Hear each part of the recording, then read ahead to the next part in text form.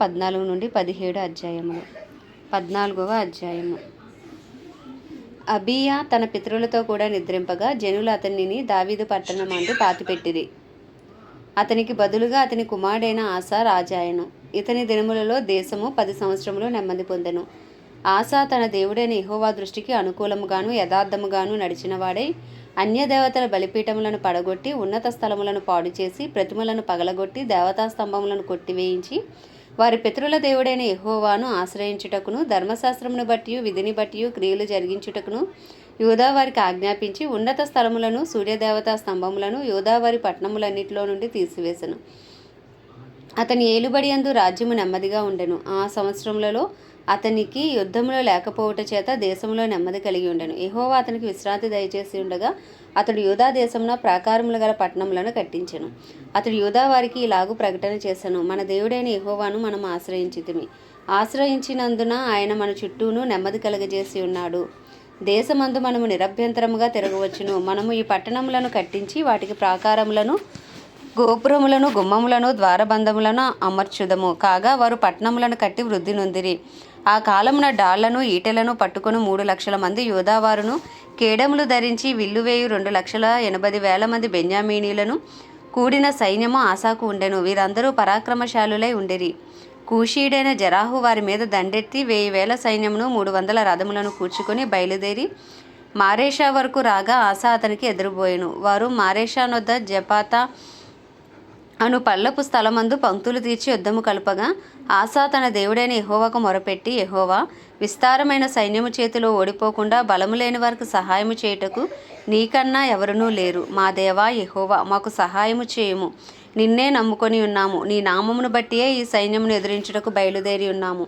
యెహోవా, నీవే మా దేవుడవు. నరమాతృలను నీపైని జయమందనీయకుము అని ప్రార్థింపగా యెహోవా కూషీలను ఆసా ఎదుటను యూదావారి ఎదుటను నిలవనీయక వారిని మొత్తినందున వారు పారిపోయిరి. ఆసాయును అతనితో కూడా ఉన్నవారును గెరారు వరకు వారిని తరుమగా కూషీలు మరలా పంక్తులు తీర్చలేక యెహోవా భయము చేతను ఆయన సైన్యపు భయము చేతను పారిపోయిరి. యూదావారు విశేషమైన కొల్ల సొమ్ము పట్టుకొనిరి. గెరారు చుట్టూనున్న పట్టణములలోని వారందరి మీదకి యెహోవా భయం వచ్చెను గనుక ఆ పట్టణములన్నిటినీ కొల్లపెట్టి వాటిలో ఉన్న మిక్కుటమైన కొల్ల సొమ్మంతయు దోచుకొనిరి.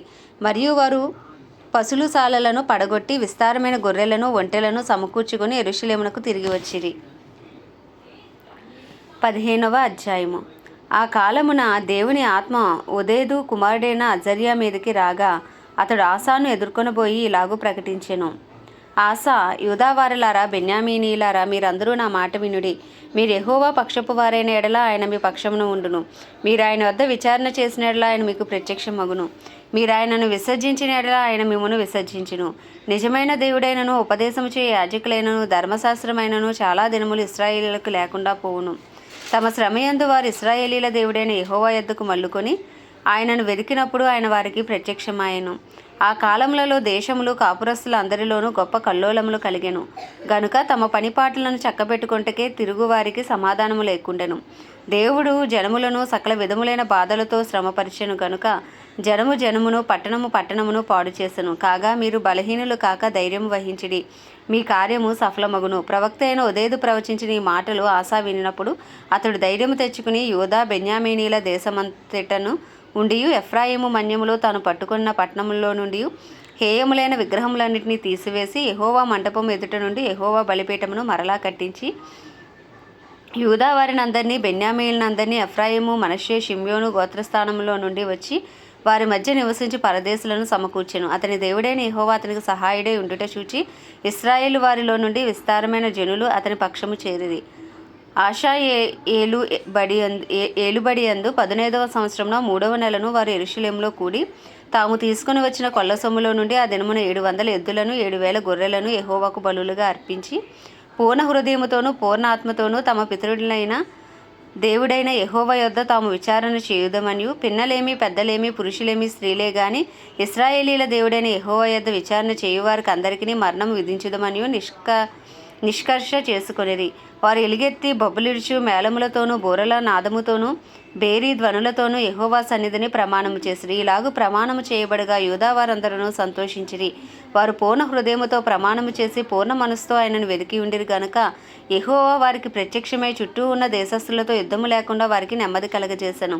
మరియు తన తల్లి అయిన మైకా అసహ్యమైన ఒక దేవతా స్తంభమును నిలిపినందున ఆమె ఇక పట్టణపు దేవి అయి ఉండకుండా రాజైన ఆసా ఆమెను త్రోసివేసి ఆమె నిలిపిన విగ్రహమును పడగొట్టి చిన్నాభిన్నము చేసి కిద్రోను వాగు దగ్గర దాన్ని కాల్చివేసెను. ఆసా ఉన్నత స్థలములను ఇశ్రాయేలులో నుండి తీసివేయలేదు గాని ఇతడు బ్రతికిన కాలమంతయు ఇతని హృదయము యథార్థముగా ఉండెను. తన తండ్రి ప్రతిష్ఠించినట్టు తాను ప్రతిష్ఠించినట్టు వెండిని బంగారమును ఉపకరణములను అతడు తీసుకుని దేవుని మందిరమునందు ఉంచెను. ఆసా ఏలుబడి యందు 35వ సంవత్సరం వరకు యుద్ధములు జరగలేదు. 16వ అధ్యాయము. ఆసా ఏలుబడి యందు 36వ సంవత్సరములో ఇశ్రాయేలు రాజైన బయెషా యూదావారి మీద దండెత్తి బయలుదేరి యూదా రాజైన ఆసా యొద్దకు రాకపోకలు జరగకుండునట్లు రామాను కట్టింపగా ఆసా యెహోవా మందిరమందును రాజనగరునందును ఉన్న బొక్కసములలోని వెండి బంగారములను తీసి దమస్కులో నివాసము చేయు సిరియా రాజుకు బెన్హదదు నొద్దకు దూతల చేత పంపించి, నా తండ్రికిని నీ తండ్రికిని కలిగి ఉన్నట్లు నాకును నీకును సంధి కలిగి ఉన్నది. వెండిని బంగారమును నీకు పంపి ఉన్నాను. ఇశ్రాయేలు రాజైన బయెషా నన్ను విడిచి అవలికి పోవున్నట్లుగా నీవు అతడితో చేసి ఉన్న సంధిని భంగము చేయమని వర్తమానము చేసెను. బెన్హదదు రాజైన ఆసా మాట అంగీకరించి తన సైన్యముల అధిపతులను ఇశ్రాయేలు వారి పట్టణముల మీదకి పంపగా వీరు ఇయోనును దానును అబేల్కాయేమును నఫ్తాలి ప్రదేశమునకు చేరిన పట్టణంలోని కొట్లను కళ్ళపెట్టిరి. బయెషా అది విని రామాను ప్రాకారములతో కట్టించుట మానివేసి తాను చేయుచున్న పని చాలించెను. అప్పుడు రాజైన ఆసా యూదా వారిని అందరినీ సమకూర్చెను. వీరు పోయి బయెషా కట్టించుచుండిన రామపట్నపు రాళ్లను దూలములను తీసుకుని వచ్చిరి. వాటితో ఆసా గెబాను మిస్పాను ప్రాకారపురములను గా కట్టించును. ఆ కాలమందు దీర్ఘదర్శి అయిన హనాని యూదా రాజైన ఆసా యొద్దకు వచ్చి అతనితో ఇలాగూ ప్రకటించెను. నీవు నీ దేవుడైన యెహోవాను నమ్ముకొనక సిరియా రాజును నమ్ముకొంటివే. సిరియా రాజు యొక్క సైన్యము నీ వశము నుండి తప్పించుకొని పోయెను. బహు విస్తారమైన రథములను గుర్రపు రౌతులను గల కూషీలను లూబీలను గొప్ప దండెత్తి వచ్చిరి కదా. అయినను నీవు యెహోవాను నమ్ముకొనినందున ఆయన వారిని నీ చేతికి అప్పగించెను. తన ఎడల యథార్థ హృదయము గల వారిని బలపరచుటకే యెహోవా కనుదృష్టి లోకమందంతటా సంచారము చేయుచున్నది. ఈ విషయమందు నీవు మతి తప్పి ప్రవర్తించితివి గనుక ఇది మొదలుకొని నీకు యుద్ధములే కలుగును. ఆ దీర్ఘదర్శి అట్లు ప్రకటించినందుకు ఆసా అతని మీద కోపగించి రౌద్రము చూపి అతనిని బందీగృహములో వేసెను. ఇదియు కాక ఆ సమయమందే ఆసా జనుల్లో కొందరిని బాధపరిచెను. ఆసా చేసిన కార్యములన్నిటిని గూర్చి యూదా ఇశ్రాయేలుల రాజుల గ్రంథమందు వ్రాయబడి ఉన్నది. ఆసా తన ఏలుబడి యందు 39వ సంవత్సరమున పాదములలో జబ్బు పుట్టి తాను బహు బాధపడినను దాని విషయంలో అతడు యెహోవా యొద్ద విచారణ చేయక వైద్యులను పట్టుకొనెను. ఆసా తన పితరులతో కూడా నిద్రించి తన ఏలుబడి యందు 41వ సంవత్సరమున మృతి నొందగా అత్తరు పనివారి చేత సిద్ధము చేయబడిన సుగంధ వర్ణములతోనూ పరిమళ ద్రవ్యములతోనూ నిండిన పడక మీద జనులు అతని ఉంచి అతని నిమిత్తము బహు విస్తారమైన గంధవర్గములను దహించి దావీదు పట్టణమందు అతడు తన కొరకే తొలిపించుకున్న సమాధి యందు అతన్ని పాతిపెట్టిరి. 17వ అధ్యాయం. తర్వాత అతనికి బదులుగా అతని కుమారుడైన యెహోషాపాతు రాజై ఇశ్రాయేలు తన మీదకి రాకుండా తన రాజ్యమును బలపరుచుకొనెను. అతడు యూదా దేశంలోని ప్రాకారపురములన్నిటి యందును సైన్యములను ఉంచి యూదా దేశమందును తన తండ్రి అయిన ఆసా పట్టుకున్న ఎఫ్రాయిము పట్టణముల యందును కావలి బలములను ఉంచెను. యెహోవా అతనికి సహాయుడై ఉండగా యెహోషాపాతు తన తండ్రి అయిన దావీదు ప్రారంభించిన దినములలో నడిచిన మార్గమందు నడుచుచు బయలుదేవతను ఆశ్రయింపక తన తండ్రి దేవుని ఆశ్రయించుచు ఇశ్రాయేలు వారి చర్యలను వెంబడింపక ఆయన ఆజ్ఞలను అనుసరించి నడిచెను. కాబట్టి యెహోవా అతని చేత రాజ్యమును స్థిరపరిచెను. యూదా వారందరూ యెహోషాపాతునకు పన్ను ఇచ్చుచుండిరి. అతనికి ఐశ్వర్యమును ఘనతయు మెండుగా కలిగెను. యెహోవా మార్గములందు నడుచుకొనుటకు అతడు తన మనస్సును దృఢపరచుకొనిన వాడే ఉన్నత స్థలములను దేవతా స్తంభములను యూదాలో నుండి తీసివేసెను. తన ఏలుబడి యందు 3వ సంవత్సరమున యూదా పట్టణములలో జనులకు ధర్మశాస్త్రమును బోధించుటకే అతడు పెద్దలైన బెన్హాయిలును ఒబద్యాను జకర్యాను నెతానేలును మికాయాను షమాయా నెతన్యా జబజ్జా అషాహేలు షెమీరామోతు యెహోనాతాను అదోనియా టోబాదోనియా అను లేవీలను యాజకులైన ఎలీషామాను యెహోరామును పంపెను.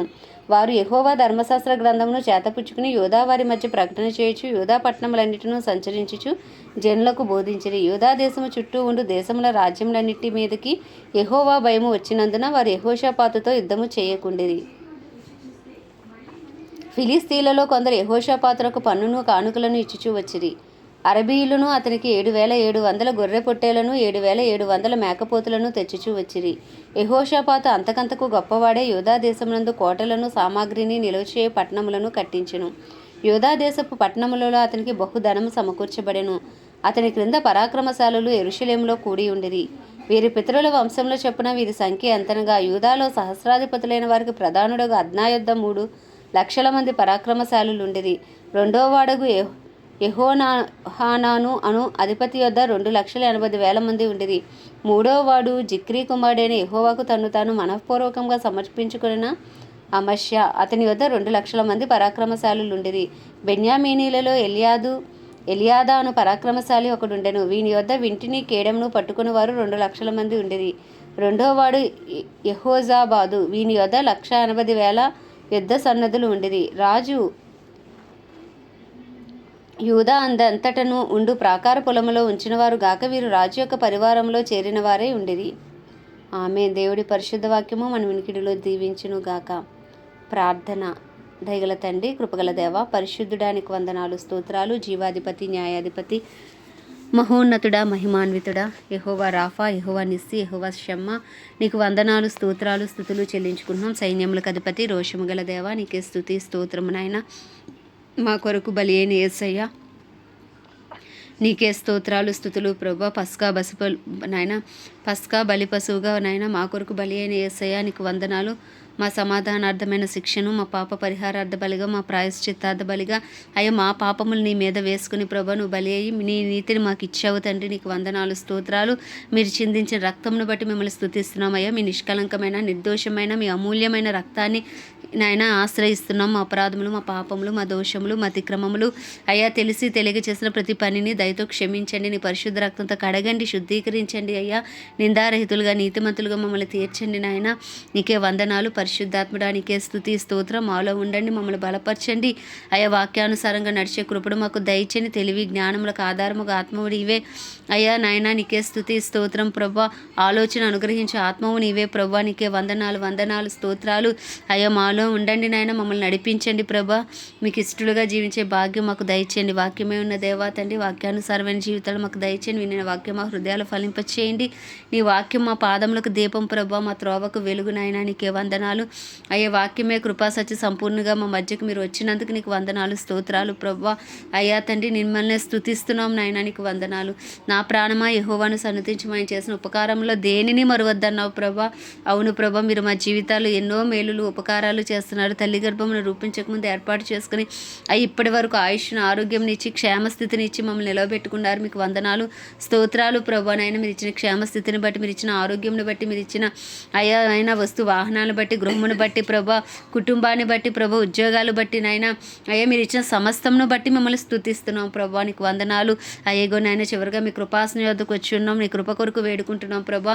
అయ్యా మా వ్యక్తిగత జీవితాలపై నీ కృప కలుగును గాక, మా కుటుంబాలపై నీ కృప కలుగును గాక, మా పరిస్థితులపై మీ కృప కలుగును గాక, మా అనారోగ్య పరిస్థితులపై నీ కృప కలుగును గాక అయ్యా. ఆరోగ్యవంతులుగా మేము యేసు నామంలో ఉందుము గాక అయ్యా తండ్రి. నాయన మాపై ఏలుబడి శక్తులు యేసు నామంలో లయపరచబడును గాక, చీకటి శక్తులు యేసు నామంలో బంధించబడును గాక, విగ్రహారాధన శక్తులు యేసు నామంలో లయమైపోవును గాక అని ప్రార్థిస్తున్నామయ్యా.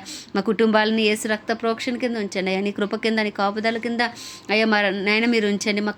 అయ్యా మా రాకపోకల్లో నాయన నీ కాపుదల కృప ఉంచమని ప్రార్థిస్తున్నాం. మా ప్రయత్నాల్లో నీ కృప కలుగును గాక అయ్యా తని. మా పరిచయలు, మా సంఘాలు, సంఘ బిడ్డలందరిపై నీ కృప కలుగును గాక అని ప్రార్థిస్తున్నాం. దైవజనులందరి కొరకు నాయన, సేవకులు, సేవకులందరి కొరకు ప్రార్థిస్తున్నాం ప్రభా. అయ్యా వారందరిపై నీ కృప కలుగును గాక, నీ బలమైన అభిషేకంతో వాళ్ళు యేసు నామంలో వాడబడుదురుగాకని ప్రార్థిస్తున్నాం తండ్రి. దేవారాజా నాయన, క్రైస్తవులందరినీ మీరు అభిషేకించండి, బలపరచండి. ఆత్మానుసారులుగా జీవించడానికి నీ బలమైన ఆత్మ కుమ్మరింపు కింద అయ్యా వారిని ఉంచమని ప్రార్థిస్తున్నాం తండ్రి. నీకు వందనాలయ్యా. గొప్ప దేవుడా నీకు వందనాలయ్యా. మంచి దేవుడా నీకు వందనాలు, స్తోత్రాలు చెల్లించుకుంటున్నాం అయ్యా తండ్రి. నాయన మా దేశాన్ని మీరు జ్ఞాపకం చేసుకోండి అయ్యా. భారతదేశంపై నీ కృప కలుగును గాక. భారతదేశ ప్రధాని కానీ, ప్రెసిడెంట్, చీఫ్ మినిస్టర్లు, గవర్నర్లు, ఎమ్మెల్యేలు, ఎంపీలు, అయ్యా వారి కింద పనిచేసిన డిపార్ట్మెంట్స్ అధికారులు అందరినీ మీ హస్తాలకు అప్పచెప్పుకున్న నీ చిత్తానుసారమైన పరిపాలన మా దేశంలో జరిగించండి అయ్యా. నీ చిత్తం మా దేశంలో జరగాలి, నీ రాజ్యం మా దేశంలో స్థాపించబడాలి ప్రభా. అయ్యా ప్రపంచవ్యాప్తంగా ఉన్న అన్ని దేశాలను వాటిని పరిపాలిస్తున్న రాజులను, నాయకులను, వారి కింద పనిచేసిన అధికారులను మీ హస్తాలకు అప్పచెప్పుకున్నాం. ప్రపంచవ్యాప్తంగా బలమైన ఉజ్జీవాన్ని మీరు రగిలిస్తున్నందుకు, రగిలించబోతున్నందుకు మీకే వందనాలు, స్తోత్రాలు, స్తుతులు చెల్లించుకుంటున్నాం ప్రభా. నీ చిత్తం పరలోకంలో జరుగుతున్నట్టు భూమి అందంతటా అయ్యా మీరు జరిగిస్తున్నందుకు మీకు వందనాలు, స్తోత్రాలు, స్తుతులు చెల్లించుకుంటూ ప్రభా. ఆ ఇజ్రాయెల్ దేశానికి కూడా జ్ఞాపకం చేసుకోమని, ఇజ్రాయెల్ సరిహద్దులో సమాధానం ఇచ్చి ఇజ్రాయెల్కు క్షేమం దయచేయమని వేడుకుంటూ ఈ చిన్ని ప్రార్థన మనవి నీ పాద సన్నిధికి చేర్చుకోమని యేసుక్రీస్తు అతి పరిశుద్ధ నామంలో అడిగి వేడుకొనిచున్నాం మా పరమ తండ్రి, ఆమేన్. పరలోకమందున్న మా తండ్రి, నీ నామం పరిశుద్ధపరచబడునుగాక, నీ రాజ్యము వచ్చునుగాక, నీ చిత్తం పరలోకంలో నెరవేర్చబడుచున్నట్లు భూమి అందులో నెరవేర్చబడునుగాక. మా అనుదిన ఆహారం మాకు నేడు దయచేయం. ఎలా అపరాధం చేసిన వాడిని మేము క్షమించిన ప్రకారం అపరాధమును క్షమించు. మమ్మల్ని శోధనలోకి తేక ప్రతి కీడు నుండి, దుష్టుని బారి నుండి తప్పించము. ఎందుకంటే రాజ్యము, బలము, శక్తి, మహిమయు నీవే ఉన్నది. ఆమేన్. ప్రభు యేసు రక్తమే జయం, ప్రభు యేసు వాక్యమే విజయం, ప్రభు యేసు నామములో సంపూర్ణ విజయము కలుగునుగాక. ఆమేన్, ఆమేన్, ఆమేన్.